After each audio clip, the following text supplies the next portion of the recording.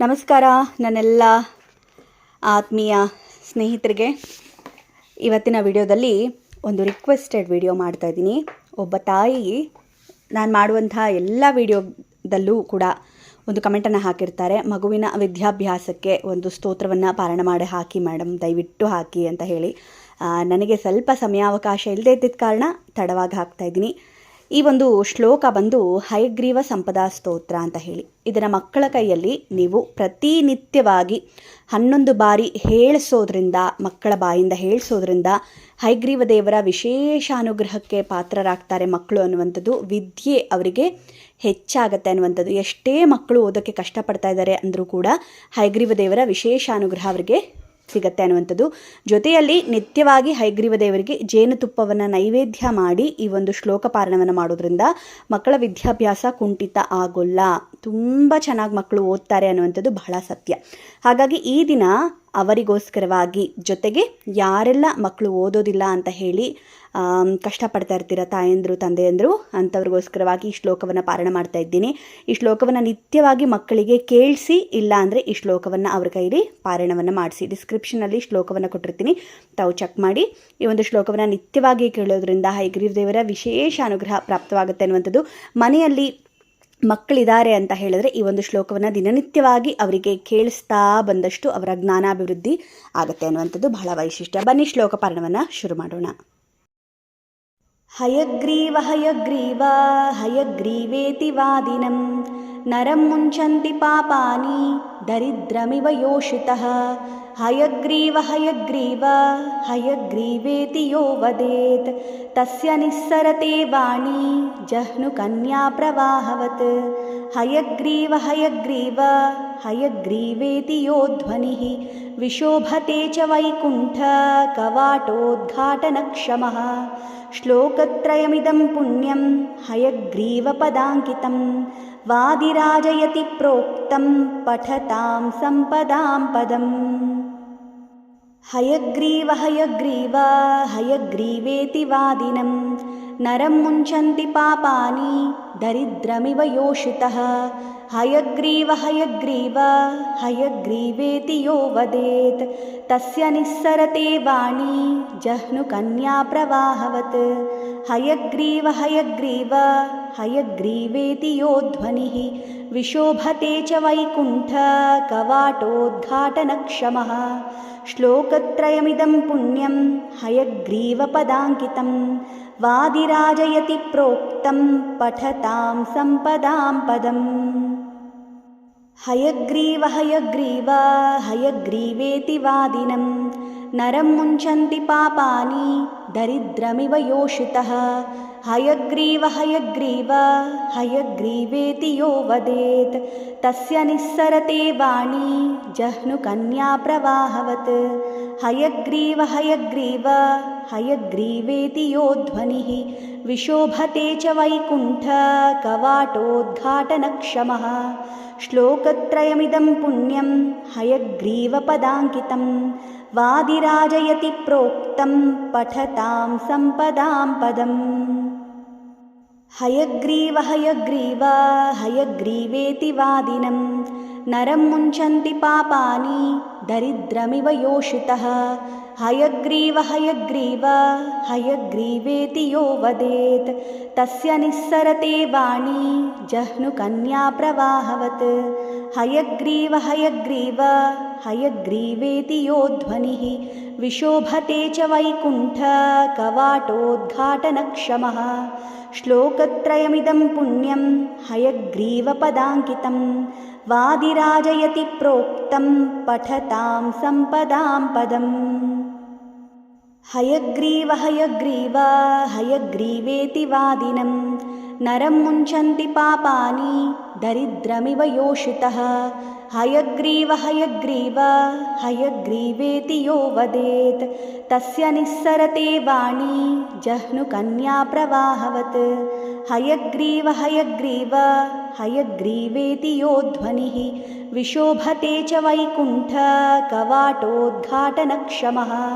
ಶ್ಲೋಕತ್ರಯಮಿದಂ ಪುಣ್ಯಂ ಹಯಗ್ರೀವಪದಾಂಕಿತಂ ವಾದಿರಾಜಯತಿ ಪ್ರೋಕ್ತಂ ಪಠತಾಂ ಸಂಪದಾಂ ಪದಂ. हयग्रीव हयग्रीव हयग्रीवेति वादिनं नरं मुञ्चन्ति पापानि दरिद्रमिव योषितः। हयग्रीव हयग्रीव हयग्रीवेति यो वदेत् तस्य निस्सरते वाणी जह्नुकन्याप्रवाहवत्। हयग्रीव हयग्रीव हयग्रीवेति यो ध्वनिः विशोभते च वैकुण्ठकवाटोद्घाटनक्षमः। श्लोकत्रयमिदं पुण्यं हयग्रीवपदाङ्कितं वादिराजयति प्रोक्तं पठतां सम्पदां पदम्। हयग्रीव हयग्रीव हयग्रीवेति वादिनं नरं मुञ्चन्ति पापानि दरिद्रमिव योषितः। हयग्रीव हयग्रीव हयग्रीवेति यो वदेत् तस्य निस्सरते वाणी जह्नुकन्याप्रवाहवत्। हयग्रीव हयग्रीव हयग्रीवेति यो ध्वनिः विशोभते च वैकुण्ठकवाटोद्घाटनक्षमः। श्लोकत्रयमिदं पुण्यं हयग्रीवपदाङ्कितं वादिराजयति प्रोक्तं पठतां सम्पदां पदम्। हयग्रीव हयग्रीव हयग्रीवेति वादिनं नरं मुञ्चन्ति पापानि दरिद्रमिव योषितः। हयग्रीव हयग्रीव हयग्रीवेति यो वदेत् तस्य निस्सरते वाणी जह्नुकन्याप्रवाहवत्। हयग्रीव हयग्रीव हयग्रीवेति यो ध्वनिः विशोभते च वैकुण्ठकवाटोद्घाटनक्षमः। श्लोकत्रयमिदं पुण्यं हयग्रीवपदाङ्कितं वादिराजयति प्रोक्तं पठतां सम्पदां पदम्। हयग्रीव हयग्रीव हयग्रीवेति वादिनं नरं मुञ्चन्ति पापानि दरिद्रमिव योषितः। हयग्रीव हयग्रीव हयग्रीवेति यो वदेत् तस्य निस्सरते वाणी जह्नुकन्याप्रवाहवत्। हयग्रीव हयग्रीव हयग्रीवेति यो ध्वनिः विशोभते च वैकुण्ठकवाटोद्घाटनक्षमः। श्लोकत्रयमिदं पुण्यं हयग्रीवपदाङ्कितं वादिराजयति प्रोक्तं पठतां सम्पदां पदम्।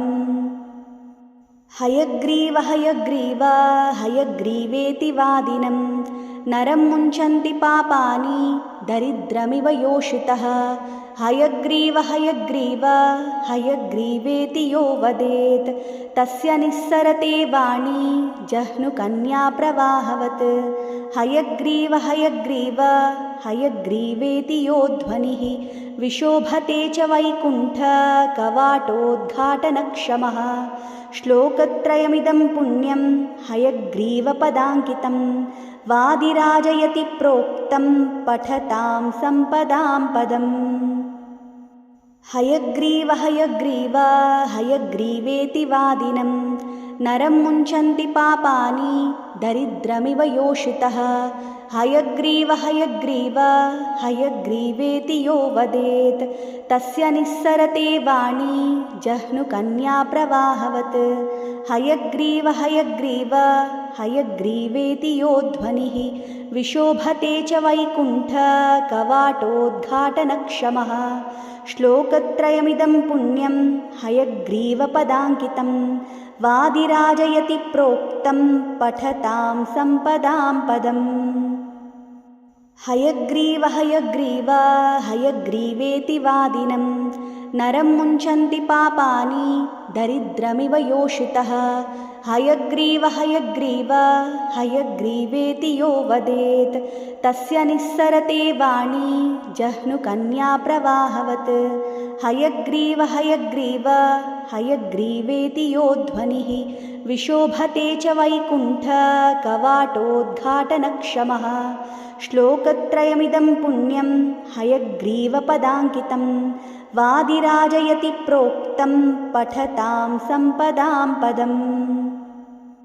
हयग्रीव हयग्रीव हयग्रीवेति वादिनं नरं मुञ्चन्ति पापानि दरिद्रमिव योषितः हयग्रीव हयग्रीव हयग्रीवेति यो वदेत् तस्य निस्सरते वाणी जह्नुकन्याप्रवाहवत् हयग्रीव हयग्रीव हयग्रीवेति यो ध्वनिः विशोभते च वैकुण्ठकवाटोद्घाटनक्षमः श्लोकत्रयमिदं पुण्यं हयग्रीवपदाङ्कितं वादिराजयति प्रोक्तं पठतां सम्पदां पदम् हयग्रीव हयग्रीव हयग्रीवेति वादिनं नरं मुञ्चन्ति पापानि दरिद्रमिव योषितः हयग्रीव हयग्रीव हयग्रीवेति यो वदेत् तस्य निस्सरते वाणी जह्नुकन्याप्रवाहवत्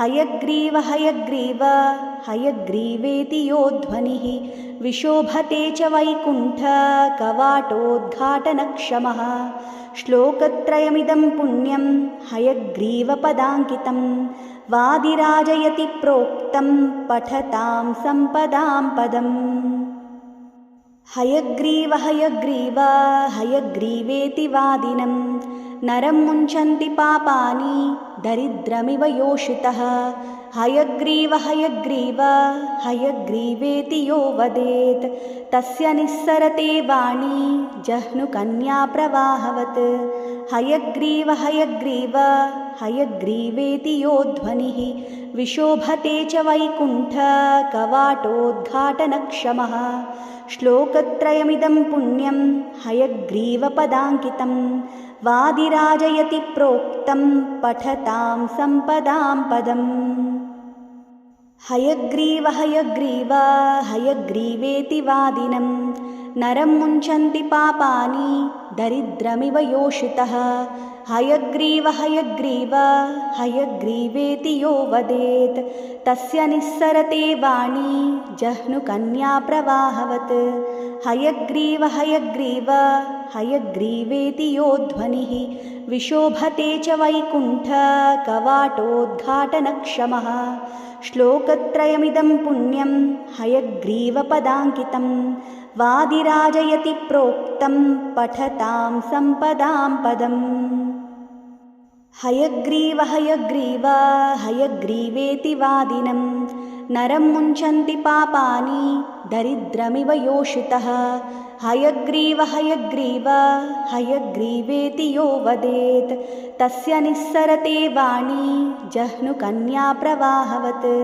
हयग्रीव हयग्रीव हयग्रीवेति यो ध्वनिः विशोभते च वैकुण्ठकवाटोद्घाटनक्षमः श्लोकत्रयमिदं पुण्यं हयग्रीवपदाङ्कितं वादिराजयति प्रोक्तं पठतां सम्पदां पदम् हयग्रीव हयग्रीव हयग्रीवेति वादिनं नरं मुञ्चन्ति पापानि दरिद्रमिव योषितः हयग्रीव हयग्रीव हयग्रीवेति यो वदेत् तस्य निस्सरते वाणी जह्नुकन्याप्रवाहवत् हयग्रीव हयग्रीव हयग्रीवेति यो ध्वनिः विशोभते च वैकुण्ठकवाटोद्घाटनक्षमः श्लोकत्रयमिदं पुण्यं हयग्रीवपदाङ्कितं वादिराजयति प्रोक्तं पठतां सम्पदां पदम्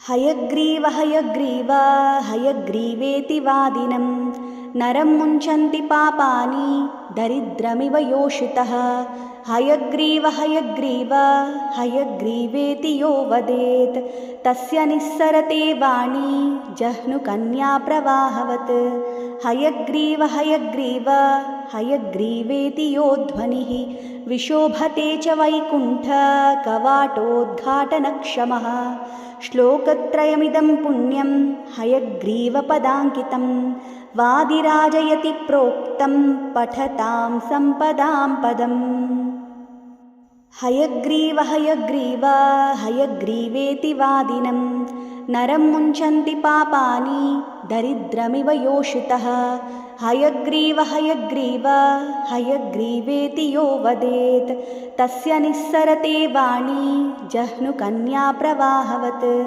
हयग्रीव हयग्रीव हयग्रीवेति यो ध्वनिः विशोभते च वैकुण्ठकवाटोद्घाटनक्षमः श्लोकत्रयमिदं पुण्यं हयग्रीवपदाङ्कितं वादिराजयति प्रोक्तं पठतां सम्पदां पदम्।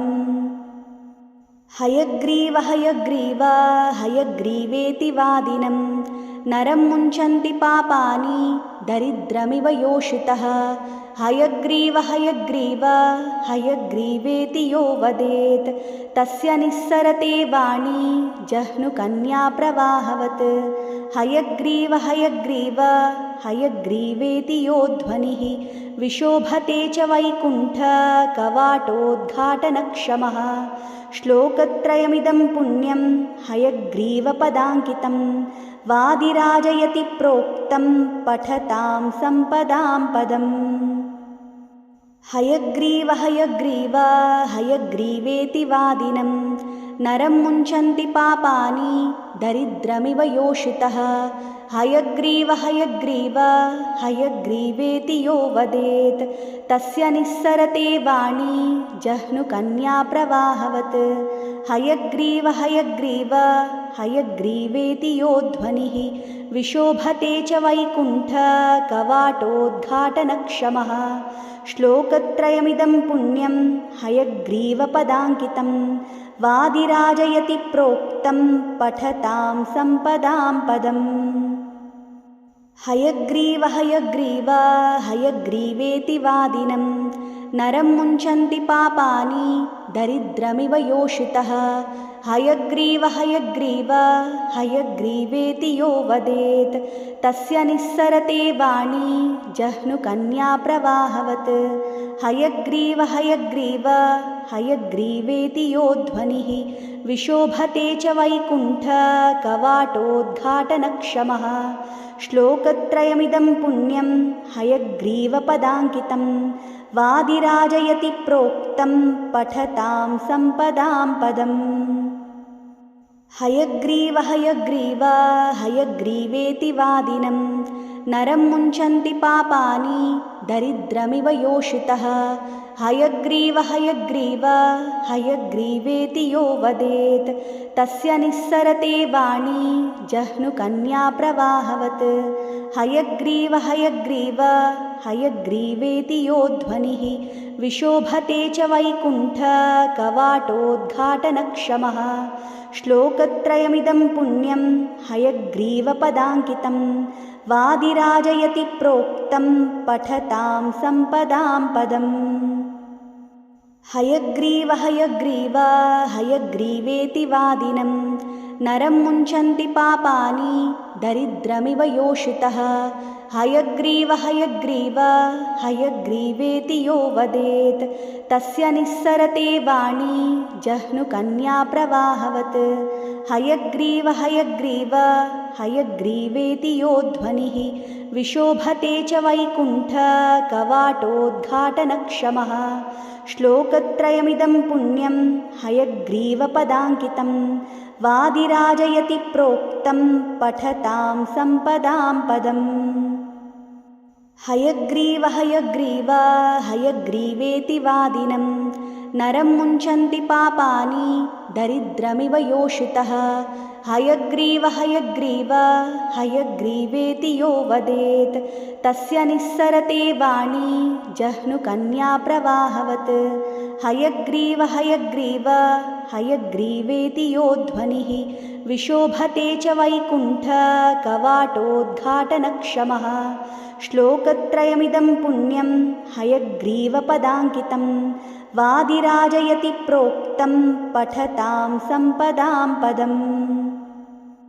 हयग्रीव हयग्रीव हयग्रीवेति वादिनं नरं मुञ्चन्ति पापानि दरिद्रमिव योषितः हयग्रीव हयग्रीव हयग्रीवेति यो वदेत् तस्य निस्सरते वाणी जह्नुकन्या प्रवाहवत् हयग्रीव हयग्रीव हयग्रीवेति यो ध्वनिः विशोभते च वैकुण्ठकवाटोद्घाटनक्षमः श्लोकत्रयमिदं पुण्यं हयग्रीवपदाङ्कितं वादिराजयति प्रोक्तं पठतां सम्पदां पदम्। हयग्रीव हयग्रीव हयग्रीवेति वादिनं नरं मुञ्चन्ति पापानि दरिद्रमिव योषितः।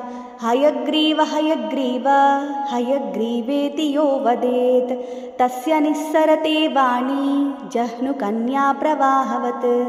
हयग्रीव हयग्रीव हयग्रीवेति यो ध्वनिः विशोभते च वैकुण्ठकवाटोद्घाटनक्षमः। श्लोकत्रयमिदं पुण्यं हयग्रीवपदाङ्कितं वादिराजयति प्रोक्तं पठतां सम्पदां पदम्।